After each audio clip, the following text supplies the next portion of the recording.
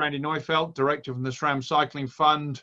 It says SRAM, so you think, yes, he's from the bike industry, but Randy is also a lifelong activist for sustainable mobility and for the commitment and the growth of cycling in all its forms. I think, interestingly, bringing a very different dimension is Thomas Egger, director of the Swiss Centre for Mountain Regions.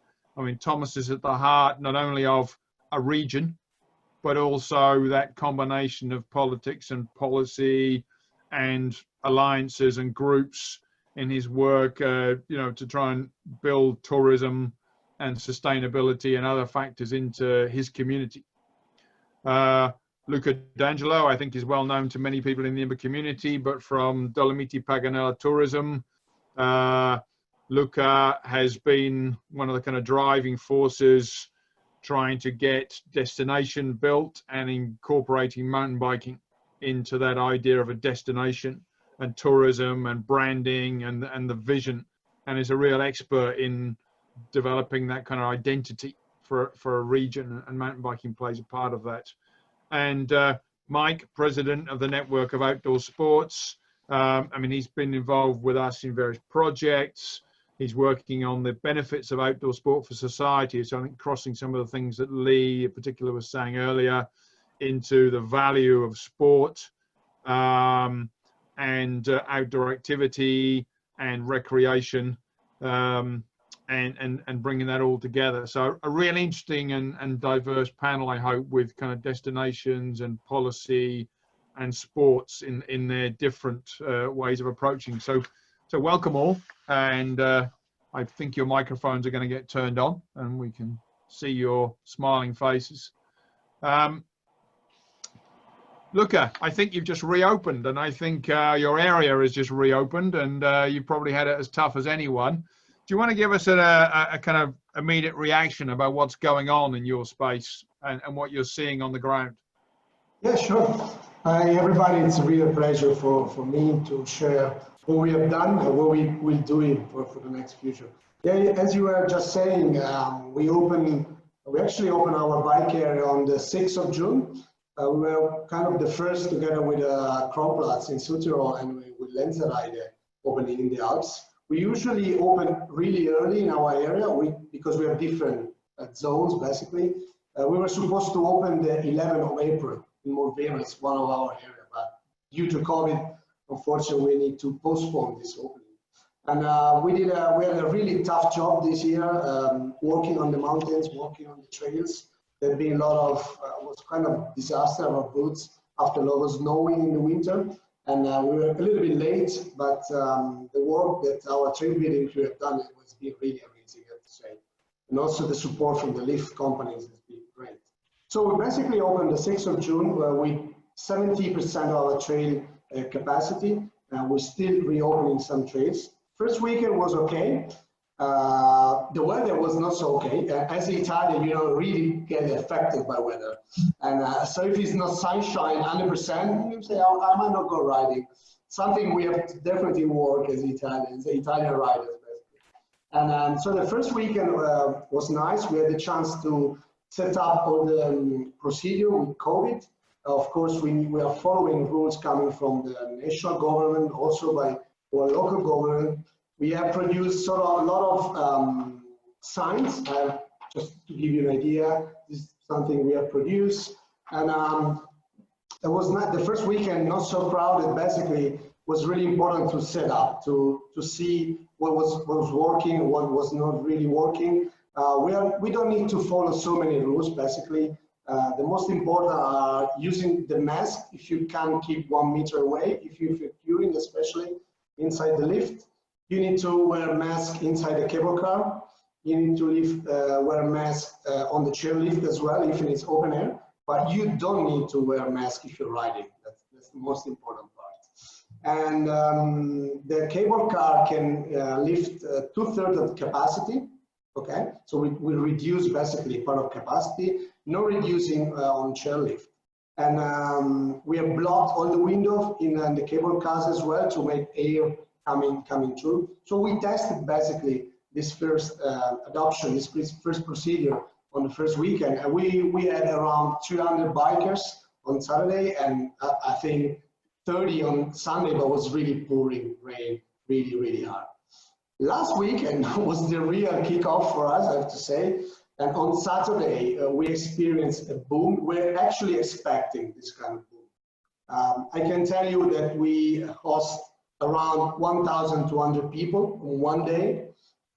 So we had to manage kind of queue, and the queue now are really long because people have to be distanced a little bit, so they look massive. But in a normal day, in a normal, I don't know, 2019 day, you wouldn't see this kind of queue because people, they can stay much closer to each other. But we had no, basically any complaints from riders, from bikers. Everybody wants really to get back into trace, to experience, even to share a chat once you're queuing. So it was not so tough, I have to say. And we had a lot of collaboration from riders as well, following the rules. We create on our website this section called Ride Responsibly, because of course we can't just say you have to do this, you have to do this, or you don't have to do this. We asking for a responsible way to riding and to follow procedure. This procedure, they might be changing in the next couple of weeks or month if of course the pandemic it will go better.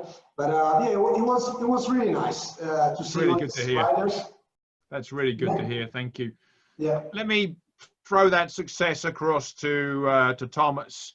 I mean, you've not only been involved in this recovery, Thomas, but there is the challenge in any mountain region of changing climate, changing tourism patterns. So when you look at the sort of Swiss regional and your region's recovery from COVID, but also the kind of longer term, what are you looking at for the kind of post-COVID period in your region? Thanks, Kevin, and hello to everybody. I think COVID struck us very heavily. You see the situation in Switzerland was very difficult before already. We were just recovering from another shock, which was the euro shock.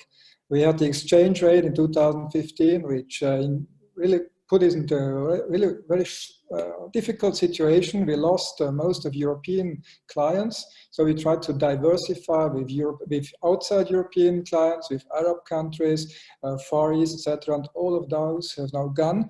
So what we really try to do this year is to recover with our own Swiss citizens. And so all of our marketing organizations, foremost of them, myswitzerland.com, have all made campaigns, and we are now competing for every destination to get our Swiss citizens back to the mountains. And I think this is really a chance also for us. As it was said before, this crisis can really be a chance to make our people rediscover mountain and to reinstall a sort of a sustainable tourism. So forget about this idea of flying for 50 euros to Mallorca, etc., but really stay in our mountains. This is really the chance. And there I see really mountain biking as one of the major topics. And as you mentioned, resilience is one of the keywords. We have also the climate change, which is affecting us a lot. So our goal must be to diversify the tourism offer. We were strongly relying in the past on winter tourism. Now what we try to do is to develop much more summer, but I insist we also have to develop spring and autumn as own seasons. And there we have a lot to play, and mountain biking is the key for this. So we really have a card to play, and I see the crisis finally as a chance for our regions. Thank you. Mike, do you want to react to that? I mean, you're representing the kind of outdoor sports movement. You're looking at benefits to society. You're looking at you've done some of the work on the economics. What's your reaction from the two destination managers saying, what's happening and what they need? Yes, so just to give folk a little bit of background, I'm involved in the European Network of Outdoor Sports, and ENOS was created really because the European Commission Sport Unit was very focused on traditional sports, and a number of us felt that the outdoor sports sector was underrepresented, particularly with the European Commission. So our ethos is about working together to promote outdoor sports at a European level. I mean, it's great to see the outdoors reopening again and the enthusiasm for it. One of the things that has struck us throughout this pandemic is the clear latent demand that there is for access to nature, access to the outdoors. And that's been brought out in a number of pieces of research across Europe, and including research we had done previously on the benefits of outdoor sports. So that latent demand will need to be satisfied over the coming months and years. And I think that mountain biking and outdoor sports in general provides a real opportunity for low impact, low cost and low risk opportunities for improving health and well-being and economic return. One of the things that's really interesting about the outdoor sector is, in terms of the economics, it is a very powerful sector in terms of developing a local economy, because most outdoor providers reinvest their profits back into equipment, into coaching, into facilities, and that reinvestment creates further opportunities for economic driving. And it's not that people make high profits, individuals make high profits in the sector, but actually that reinvestment creates greater opportunity and greater spread of the economic benefit within a community. So these are really powerful drivers, and we need to reinforce that message at a European level. Thank you. Speaking of one of the organizations, I would say now it's a company that wants to spread some of those economic benefits its way, Randy. What's the kind of bike industry take at the moment on the kind of mountain biking segment and this kind of sense of recovery? I think you're muted. No, we're not hearing you. Oh, I'm not. No, can anybody help from the production side? No. We'll pause there. Tech will leap in and try and fix things, Randy, for a moment while we go around a couple of questions. I mean, bouncing off the three of you, there's a sense of kind of needing to do some, perhaps, you know, getting people into this new space, getting into local as a starting point, getting into community. Is international tourism and travel to destinations going to end up being a competitor? Or is it a write-off? Do you just not think about it, attracting international tourists and international outdoor sports enthusiasts at the moment? Are we relying on local, and for how long? We're starting. Please, Luca, give it a... Okay. But I mean, in a normal year, I would say making 100 number of bikers that we have, I would say 65% are Italians. So mainly are locals, mainly are from the local region as well. And the others comes basically mostly from Germany, Austria, and Switzerland as well. And but this year we're pushing a lot also in our communication strategy, mostly on Italians and locals, because we believe there is much space. The government has made a lot of investment in even for private to buy a new bicycle, and it's really hard to find a bicycle right now. So we're expecting even new people to come. That's why also new facilities, new trade, even really easy trades or trade center or pump track can help people to start to join basically the community of biking.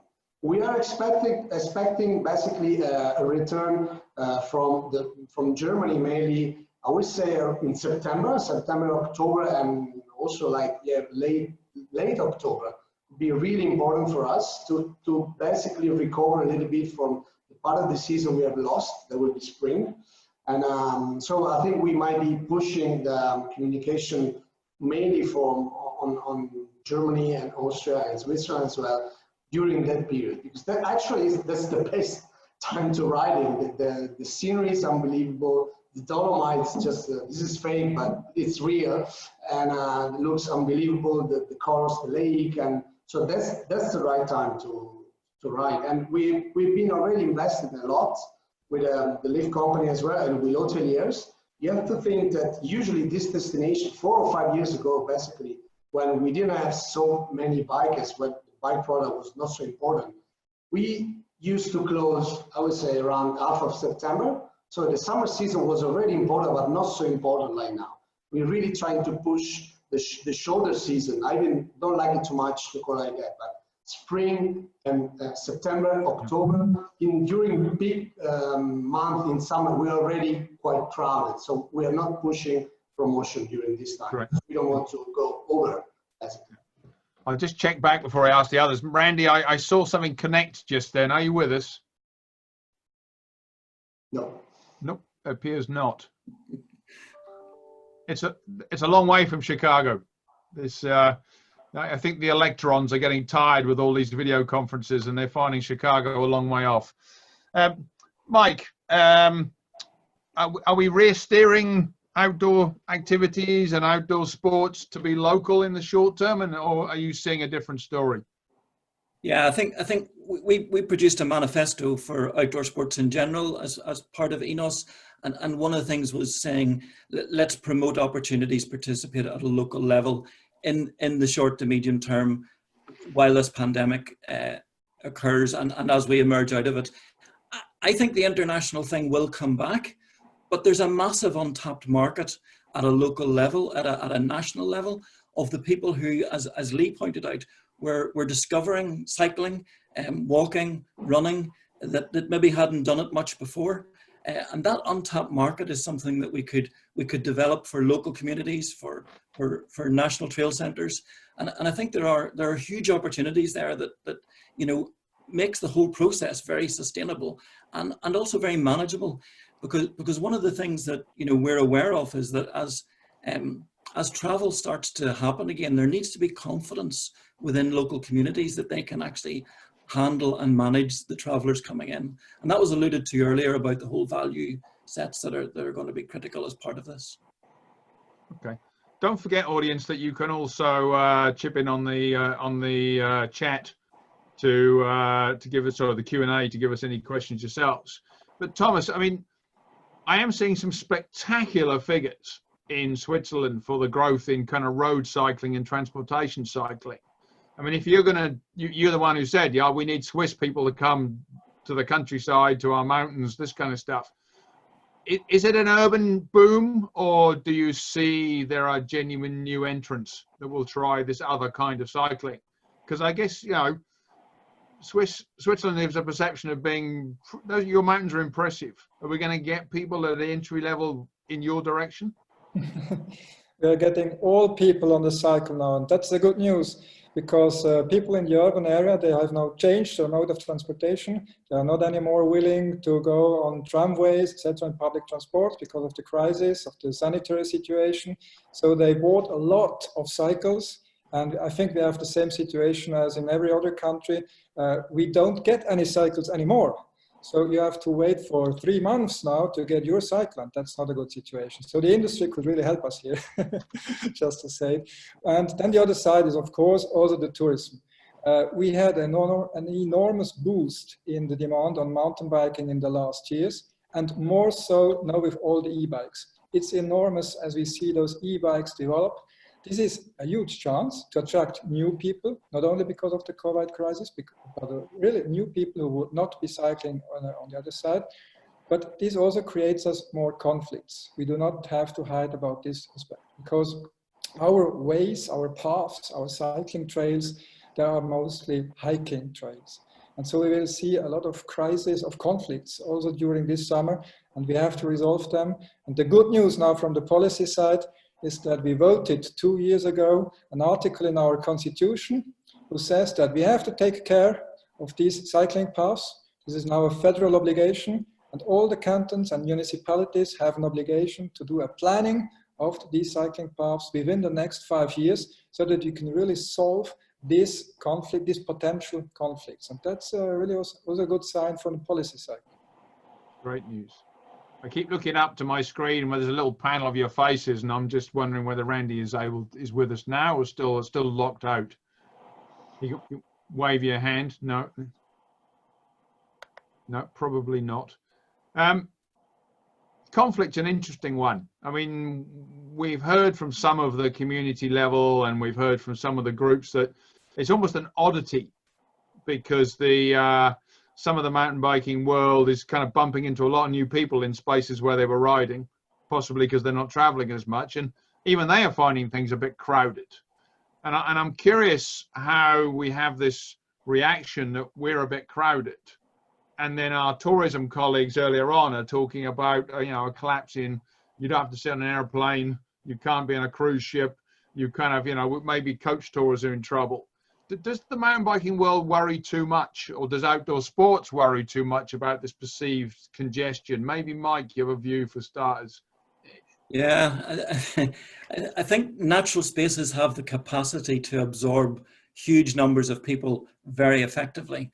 But it's where they are condensed is one of the challenges, and particularly at sort of hotspots. And I think I like what Thomas was talking about earlier on in the Danish model by up more spaces and more facilities, particularly at a local level. That helps to alleviate those honeyspot sites becoming overcrowded. And I mean, I live in Northern Ireland, and here we have 3 or 4 really hotspot mountain biking trail sites, and they can get hugely busy at weekends. And yet other places are fairly deserted. We have vast areas of forest land that there's nobody in, and there are opportunities. So I guess one of the things that you know I would be keen on is creating the infrastructure at a more diverse level across Europe.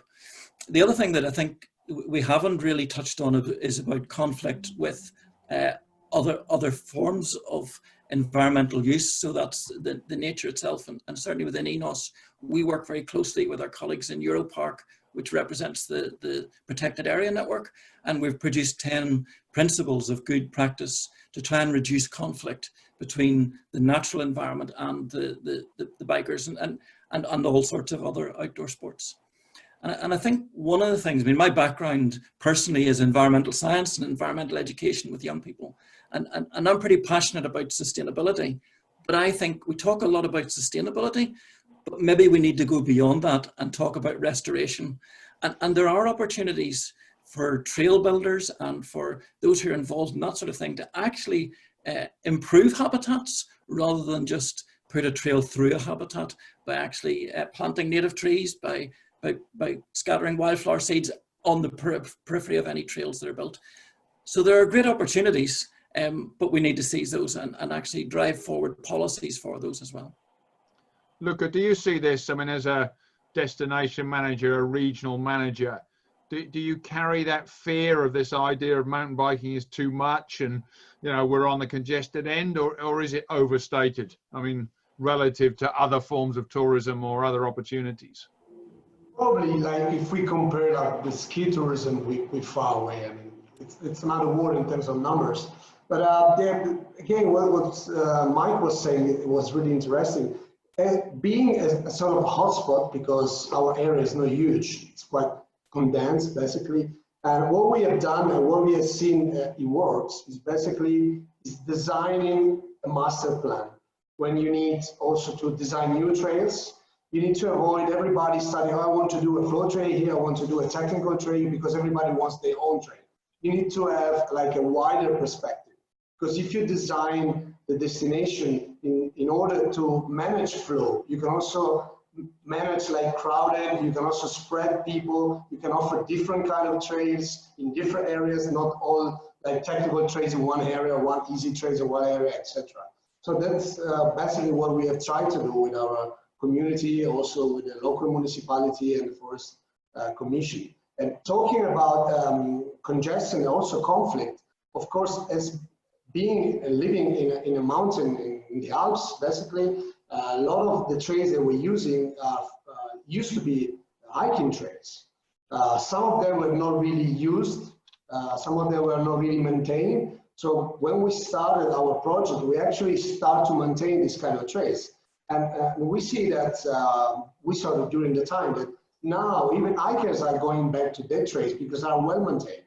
And of course we pushed a lot, and if somebody of you knows about destination, you probably know that we are working a lot in terms of culture, in terms of spreading this way to ride responsibly or to even hike responsibly, because we have some funny problems also with hikers going into specific bike trails.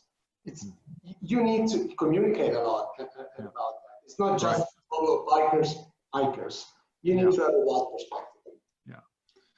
Thomas, there was a big excited flurry on the Q&A when you mentioned the idea of a kind of legal obligation to maintain I think you said tracks, and you might have meant cycle tracks, but people think there was a legal obligation to maintain mountain bike tracks. Could you qualify? And if it is mountain bike tracks, you've got a queue of people who want to know about it afterwards. Good, so good to have risen this topic. No, it's both. It's for leisure and for daily commuting. So the cantons and municipalities with this new federal obligation, the constitution, have the obligation to plan their cycling paths as well for commuting, daily commuting in the urban areas as well as outside. And this is very important also to resolve the conflict that we were speaking of before. Really to see where is priority given on hiking, for instance, where is priority given on biking, and where is coexistence. So there is really an obligation, and I feel this is a very good, important tool now where we have a strong opportunity to deal with this topic. Great, thank you. I'm going to have one more go because we're not near the end of our time to see whether Randy made it in with sound. Can you hear me? Hooray! Welcome. I don't know what was going on.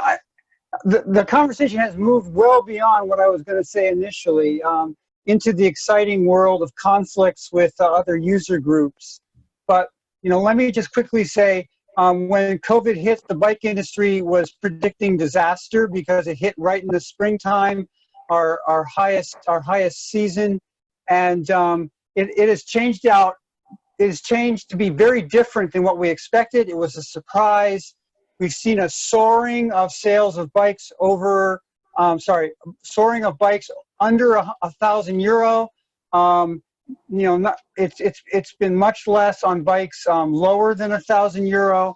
But the demand of lower end bikes has been very surprising because of our doomsday predictions, because of a disruption in the supply chain. Now we're having a lot of trouble readjusting and getting out there again. Maybe one of the biggest things that happened is that events stopped happening. And events are a huge driver of sales. People want to do a ride or a race, and they go out and buy a new mountain bike to do it. That's the only way to get a better time if you haven't trained. And so we see that kind of disruption. But I think we are, seeing a rebound. There's pent-up demand for those events, and that's seeing a rebound. I think there's still a lot of cautiousness because of the economic impacts, particularly for the high end of the bike market, what exactly is going to happen there, but really see a return to normal in the spring. And finally, to connect more with the more recent discussion on this call or on this webinar, I think that there's the issue of how do we use this as an opportunity to grow mountain biking? And I think the main lesson is the issue of diversity. Our ability to get more trail access, our ability to have more trails close to home is really dependent on having a wider constituency, a wider group of people having access and participating in mountain biking. And so all the new interest because of COVID, that should be precious to us, and we should be looking at the development of trails and the offerings of what we have with particular focus on those new riders because they are the future of the sport. Randy, thank you very much. I'm conscious of people's time. We have many of these webinars and seminars. This may be the first of its kind on mountain biking in Europe. I think we probably will do it again in the sense that there's a demand. But I'd just like to give, before I say a few closing words, each of this particular panel group kind of one word.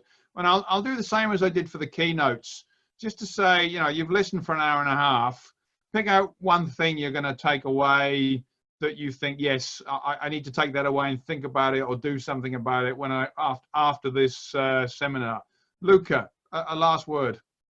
Yeah, actually, I would take the last word from Randy, and because this is really part of our strategy as well. Making mountain biking more inclusive, spreading even to kids, people that's starting. We have a more gravity approach, of course, in our mountain biking, but a lot of people, they don't even know what it is. They're just thinking it's a crazy sport for crazy people with full face helmets. This is something we need to change, because of course there is part of our sport, but it's not at all.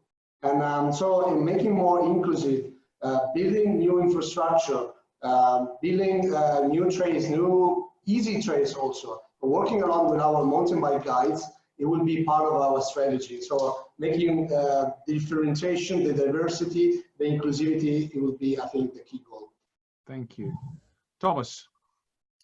Yes, the message to be taken home that I understood for me is really to change the tourism model much more than we thought before towards sustainability.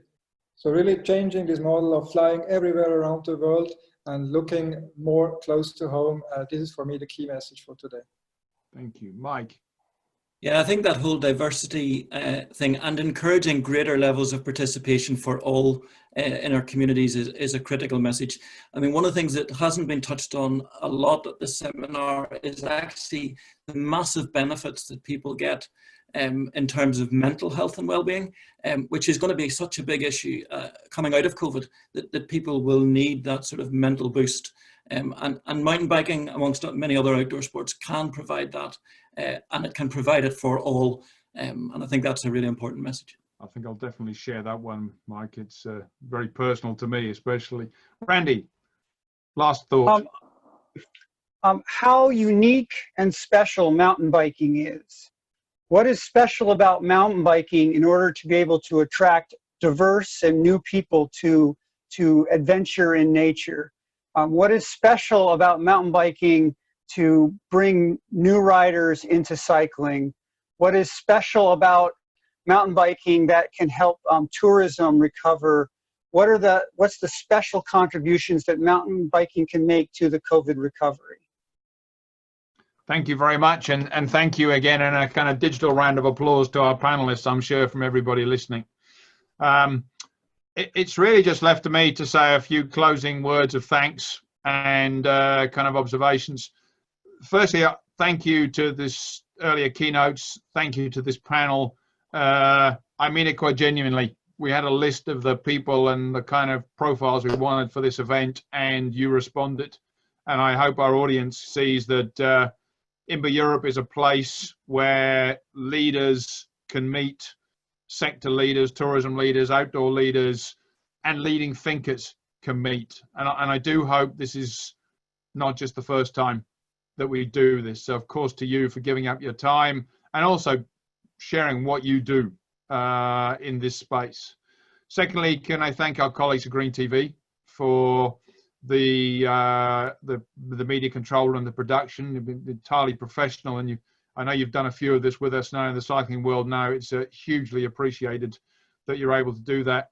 And lastly, I think I would say to the IMBA members and community and the people that support us in our kind of trial leader networks and corporate supporters and things, thank you. IMBA Europe is a relatively small entity, and it operates because we have great networks and great partnerships and great allies.